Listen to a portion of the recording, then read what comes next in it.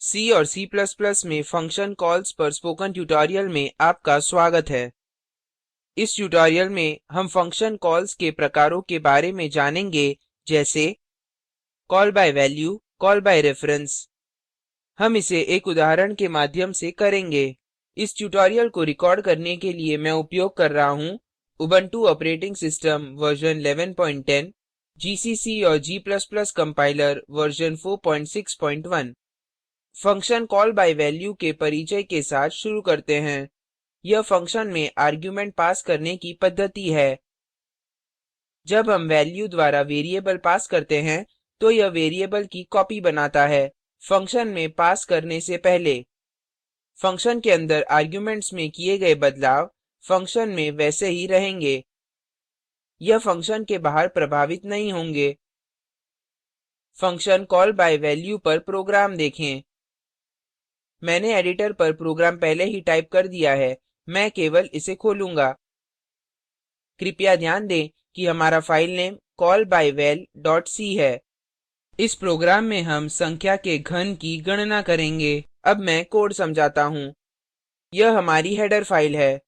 यहाँ हमारे पास एक आर्गुमेंट के रूप में int x होते हुए फंक्शन क्यूब है। इस फंक्शन में हम x के घन की गणना करेंगे और x की वैल्यू रिटर्न करेंगे। यह हमारा मेन फंक्शन है।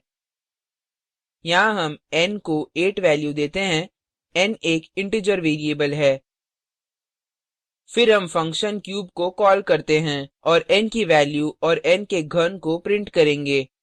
और यह हमारा रिटर्न स्टेटमेंट है। अब प्रोग्राम को निष्पादित करें।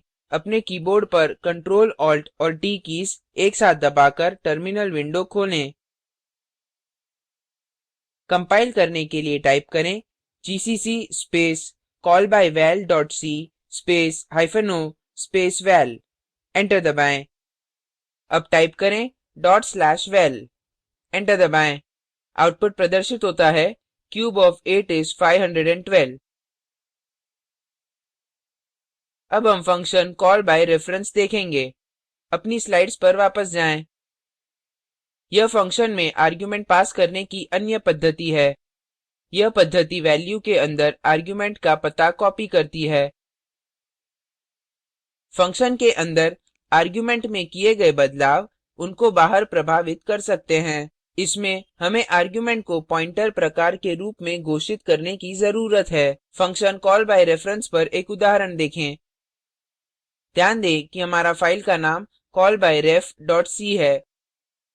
यह stdio.h हमारी हेडर फाइल है। उसके बाद हमारे पास फंक्शन swap है। यह फंक्शन वेरिएबल्स की वैल्यूज बदलेगा। a की वैल्यू b की वैल्यू में और उल्टे क्रम से संचित होगी। आप देख सकते हैं कि फंक्शन में पास आर्ग्युमेंट्स पॉइंटर प्रकार के होते हैं। यहाँ हमने एक इंटिजर वेरिएबल t घोषित किया है।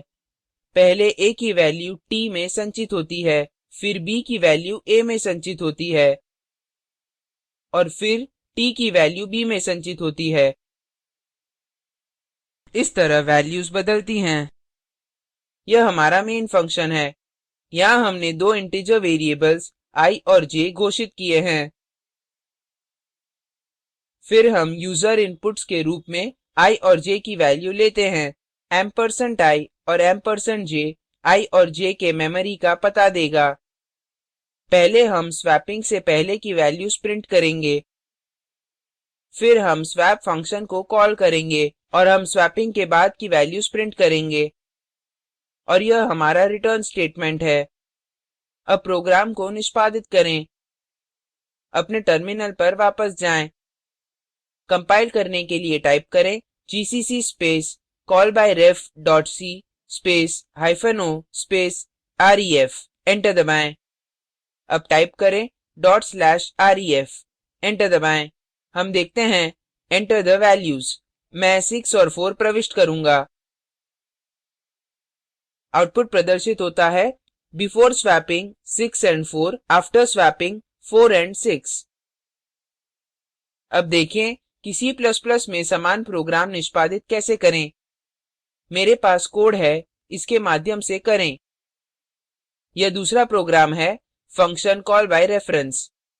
ध्यान दें कि हमारी फाइल का नाम callbyref cpp है कोड के माध्यम से करें यह iostream हमारी header फाइल है यहाँ हम std namespace का उपयोग कर रहे हैं function declaration c ++ में समान है इसमें हम $x और $y के रूप में arguments पास करते हैं यह x और y का memory पता देगा फिर हम value को swap करेंगे बाकी कोड हमारे c कोड के समान है printf स्टेटमेंट cout द्वारा रिप्लेस होता है और scanf स्टेटमेंट cin द्वारा रिप्लेस होता है अब प्रोग्राम को निष्पादित करें टर्मिनल पर वापस आएं कंपाइल करने के लिए टाइप करें g ++ space callbyref cpp space -o space ref1 enter दबाएं अब टाइप करें